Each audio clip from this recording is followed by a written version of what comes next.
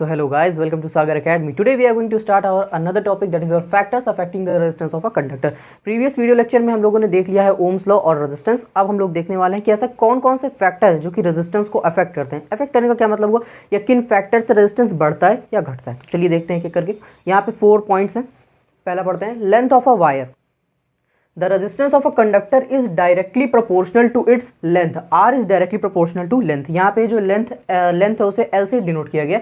When a length of a wire is doubled, its resistance also gets doubled, and if the length of a wire is halved, then its resistance is also gets halved. कहने का क्या मतलब है कि अगर जो wire है उसकी लेंथ को हम बढ़ाएंगे तो रेजिस्टेंस बढ़ेगा, और अगर हम उसकी वायर की जो लेंथ है उसे घटाएंगे तो रेजिस्टेंस भी क्या होगा, घटेगा. अब इसका क्या मतलब हुआ, कैसे ये हो रहा है, तो ज़रा समझिए. जो लेंथ है अगर हम उसे बढ़ाएंगे तो इलेक्ट्रॉन्स को फ्लो होने में ज़्यादा टाइम लगेगा, और जितना ज़्यादा टाइम लगेगा करंट को मतलब करंट पास होने में भी उतना ही ज़्यादा टाइम लगेगा. इसलिए क्या हो रहा है, यहाँ पे रेजिस्टेंस वाला फैक्टर बढ़ रहा है जब हम वायर को बढ़ा रहे हैं. तो यही बात यहाँ पर लिखी है. अगर हम वायर की लेंथ को डबल करेंगे तो रेजिस्टेंस डबल हो जाएगा, और अगर वायर की लेंथ को हम हाफ करेंगे तो रेजिस्टेंस भी हमारा हाफ हो जाएगा. That is your R is directly proportional to L. Simple सी बात थी. अब बात कर लेते हैं नेक्स्ट पॉइंट के हमारे, area of the cross section of a conductor. अच्छा, क्रॉस सेक्शन का क्या मतलब होता है तो मैं आपको यहाँ बता देता हूँ. ये मान लीजिए ऐसे आपकी कोई वायर है, ठीक है. इसका ये वाला जो पार्ट होता है ऐसे करके सर्कल वाला, ये आपका क्या होता है, एरिया ऑफ क्रॉस सेक्शन. इसी की बात हो रही है यहाँ पे. यहाँ से पढ़ते हैं, the resistance of a conductor is inversely proportional to the area of a cross section. R is inversely proportional to 1/. अच्छा, इनवर्सली और डायरेक्टली का आप ऐसे मतलब समझिए कि जो चीज़ डायरेक्टली प्रोपोर्शनल होगी तो एक फैक्टर को बढ़ाने पर भी दूसरा फैक्टर बढ़ेगा, और अगर इनवर्सली प्रोपोर्शनल तो अगर हम एक फैक्टर बढ़ा रहे हैं तो दूसरा घटेगा. ठीक है. तो एरिया ऑफ क्रॉस सेक्शन जो है वो रेजिस्टेंस के इनवर्सली प्रोपोर्शनल है. अब क्यों प्रोपोर्शनल है, मान लीजिए आपने एक कोई स्पंज टाइप की चीज़ ली, जब आप उसे खींचते हैं तो उसकी जो विड्थ होती है वो कम होती है, और अगर उसे कंप्रेस करते हैं तो उसकी लेंथ कम होती है और विड्थ इंक्रीज करती है. बिल्कुल यहीं पे यहाँ सेम मतलब है. ये वायर है, मान लीजिए अगर मैं इसे पकड़ के स्ट्रेच कर रहा हूँ तो इसका ये जो लेंथ है, आई मीन ये जो विड्थ है इसकी, ये कम हो जाएगी, और उसकी लेंथ जो है यहाँ से बढ़ जाएगी. अगर लेंथ बढ़ गई, तो मैं क्या कह रहा हूँ, लेंथ अगर और बढ़ेगी तो रेजिस्टेंस और बढ़ेगा. पर अगर एरिया ऑफ क्रॉस सेक्शन, अब अगर मैं इस पार्ट को स्ट्रेच कर रहा हूँ और मैं इसे ऐसे खींच रहा हूँ तो इसकी ये जो लेंथ है ना, ये इतनी ही रह जाएगी, कम होने लगेगी लेंथ को. तो अगर एरिया ऑफ क्रॉस सेक्शन बढ़ रहा है तो यहाँ से लेंथ क्या हो रही है, कम हो रही है, और अगर लेंथ कम हो रही है तो रेजिस्टेंस कम हो रहा है. सीधे से कहने का ये मतलब है, अगर आप एरिया ऑफ क्रॉस सेक्शन को बढ़ाएंगे तो रेजिस्टेंस क्या हो जाएगा, घट जाएगा. When the area of cross section is doubled, मतलब यही है, अगर आप एरिया ऑफ क्रॉस सेक्शन को डबल करेंगे तो resistance gets halved, and if the area of cross section of a wire is halved then the resistance will get doubled. The resistance of a wire is inversely proportional to the square of its diameter. अभी मैं आपको समझाता हूँ. यहाँ पे ये वाला point मैंने आपको बताया कि अगर आप इस वाले फैक्टर को बढ़ाएंगे तो ये वाला फैक्टर घटता जाएगा. ठीक है, यही मतलब हुआ इसका. तो तब तक हम लोग ये वाला देखते हैं क्या कह रहा है ये, effect of nature of material of the conductor. अब किस मटेरियल से आपका कंडक्टर बना हुआ है ये भी बहुत ज़्यादा ज़रूरी होता है, कि इस पर भी रेजिस्टेंस डिपेंड करता है. जैसे यहाँ पे एग्जांपल लिखा हुआ है, the resistance of a nichrome wire. अच्छा, नाइक्रोम क्या होता है, नाइक्रोम आपका एक एलॉय होता है, ठीक है, और एलॉयज का जो रेजिस्टेंस है वो मेटल्स के कंपेरिजन में बहुत ज़्यादा होता है. तो the resistance of a nichrome wire is 60 times more than that of copper wire of equal length and diameter.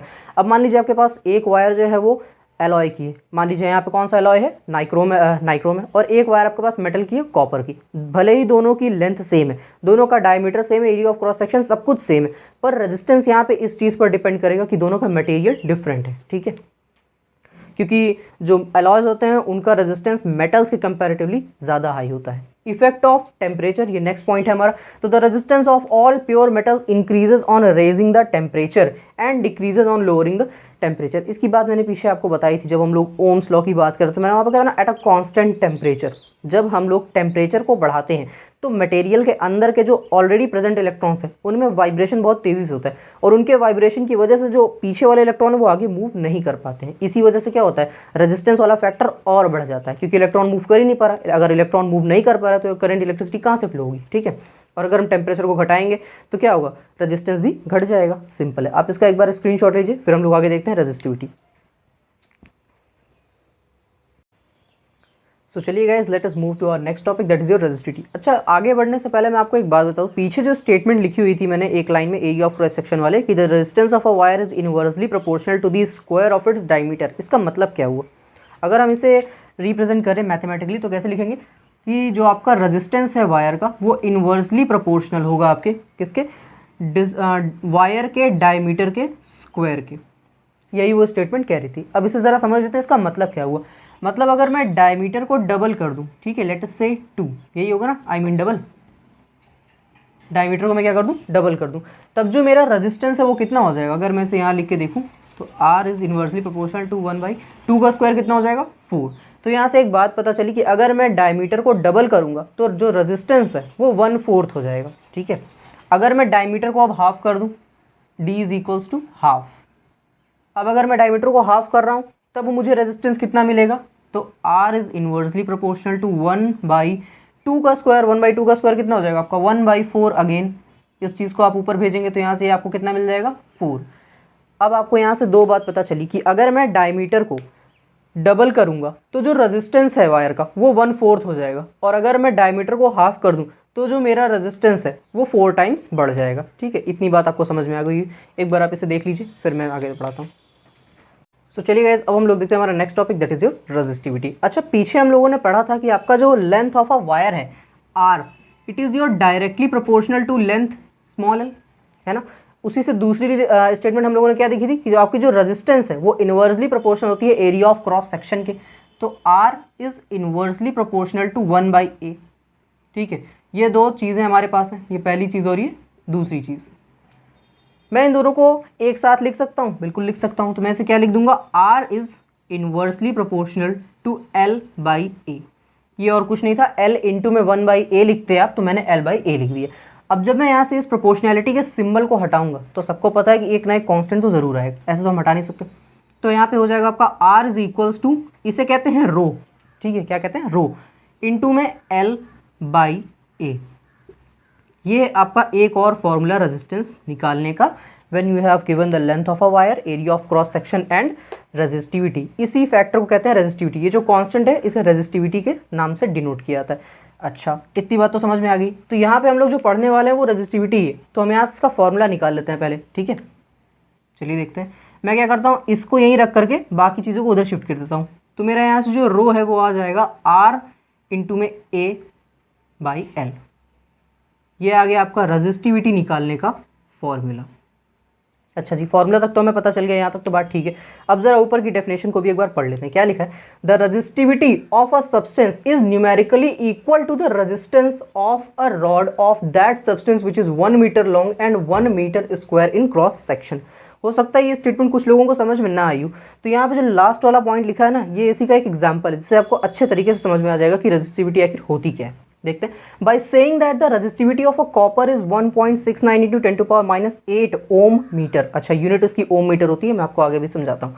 मान लीजिए कि कॉपर आपके पास है, उसकी जो रेजिस्टिविटी होती है वो 1.69 इंटू 10⁻⁸ ओम मीटर होती है। इसका मतलब क्या हुआ कि उसकी रेजिस्टिविटी इतनी है।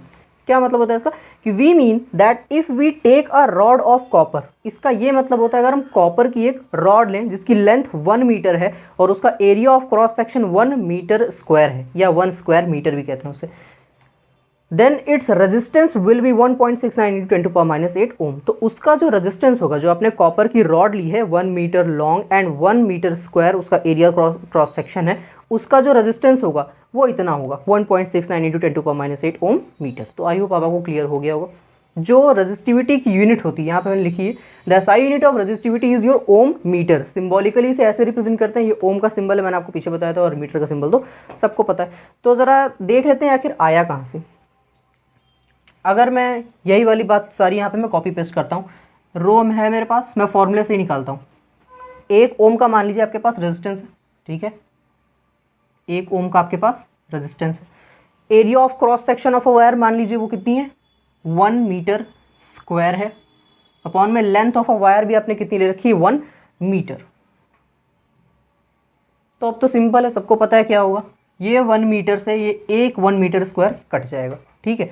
और यहाँ पे जो आपका रो का जो आपका वो आएगा यूनिट, वो हो जाएगा आपका ओम मीटर। तो यहाँ से आपकी यूनिट भी आ गई, सिंपल। नेक्स्ट पॉइंट देखते हैं क्या कह रहा है। The resistivity of a substance does not depend on its length और थिकनेस। बिल्कुल, रेजिस्टेंस की तरह रेजिस्टिविटी लेंथ और थिकनेस ऑफ अ वायर पे डिपेंड नहीं करती। किस पे डिपेंड करती है?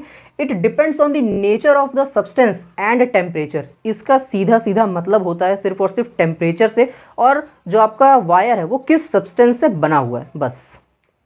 Silver metal is the best conductor of electricity 1.60 into 10⁻⁸ ohm metre.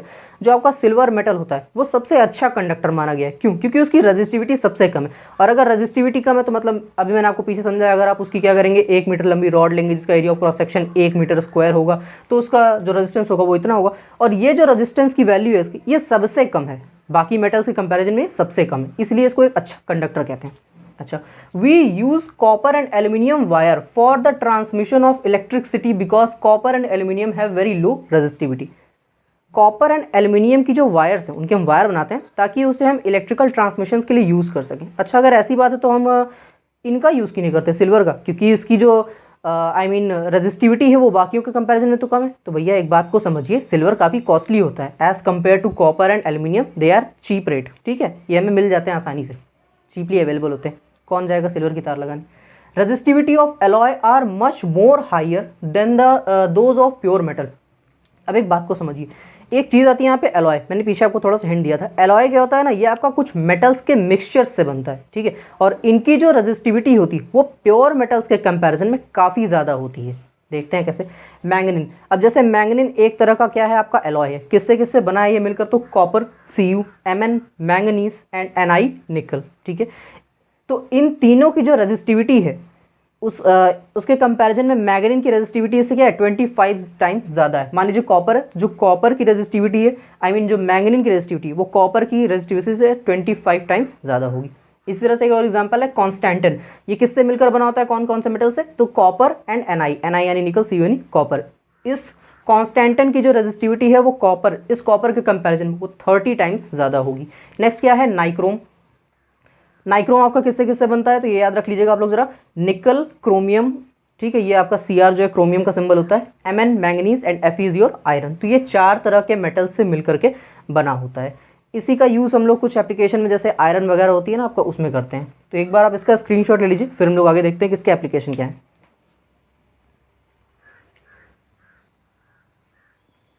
So I hope guys you have taken the screenshot, so let us move to our next topic. चलिए guys, अब हम लोग देख लेते हैं कुछ अच्छे अच्छे एग्जांपल्स हमारे एलॉय से रिलेटेड। ठीक है, तो यहाँ पे मैंने क्या लिखा हुआ, द हीटिंग एलिमेंट, ध्यान रखिएगा किसकी बात हो रही है, heating element of electrical heating appliances such as an electric iron and toaster etcetera are made of an alloy rather than a pure metal.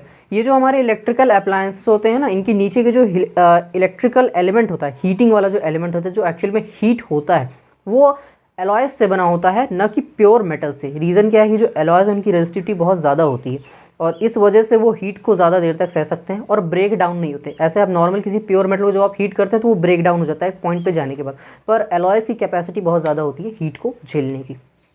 देख लेते क्या है, the resistivity of an alloy is much more higher than that of pure metal. हाँ, आपको ये पता होना चाहिए कि एग्जाम में कई बार पूछ लेता है कि बताइए एलॉयज का ही यूज़ क्यों किया जाता है इलेक्ट्रिकल अप्लायंसेस के हीटिंग एलिमेंट को बनाने में। तो आप क्या बताएंगे, the resistivity of an alloy is much more higher than that of pure metal. पहला रीजन कि जो रेजिस्टिविटी होती है एलॉयज की वो बहुत ज़्यादा होती है। An alloy does not undergo oxidation और burn easily even at high temperature. मतलब जो एलॉयज होते हैं आपके वो ऑक्सीडेशन नहीं होता उनमें, मतलब अगर आप उन्हें हीट कर रहे हैं तो वो जल्दी बर्न नहीं होंगे, या कह लीजिए कि ऑक्सीजन के कॉन्टैक्ट में जल्दी नहीं आते हैं इस वजह से, चाहे वो रेड हॉट ही क्यों ना हो जाए। Nichrome alloy is used for making the heating element of electrical appliances. Nichrome एक तरह का एलॉय है, मैंने पीछे आपको बताया था, याद रखिएगा। इसका यूज़ किया जाता है इलेक्ट्रिकल एलिमेंट के हीटिंग एलिमेंट्स को बनाने के लिए, इलेक्ट्रिकल अप्लायंसेस के हीटिंग एलिमेंट्स को बनाने के लिए। एग्जाम्पल्स क्या क्या है उनके, इलेक्ट्रिक आयरन, टोस्टर, इलेक्ट्रिक केतली, room heater and geysers. Geyser यानी जो वाटर हीटर होता है आपके ठंडियों के दिन में आप यूज़ करते हैं। तो आप एक बार इसका स्क्रीनशॉट लीजिए, फिर हम लोग आगे देखते हैं। सो आई होप गाइस आप लोगों ने स्क्रीनशॉट ले लिया होगा। तो अब यहाँ तक हम लोगों ने हमारा कर लिया है हमारा रेजिस्टिविटी, ठीक है, और इससे रिलेटेड एग्जांपल्स हम लोगों ने फॉर्मूला भी निकाल लिया रेजिस्टिविटी का, और रेजिस्टेंस का भी हमें एक फॉर्मूला मिला। पीछे हम लोगों ने ओम्स लॉ कर लिया, रेजिस्टेंस को भी देख लिया। तो अब नेक्स्ट वीडियो लेक्चर में हम लोग देखने वाले हैं combination of series and parallel connections, ठीक है। तो तब तक के लिए do like share and subscribe our channel. Thank you.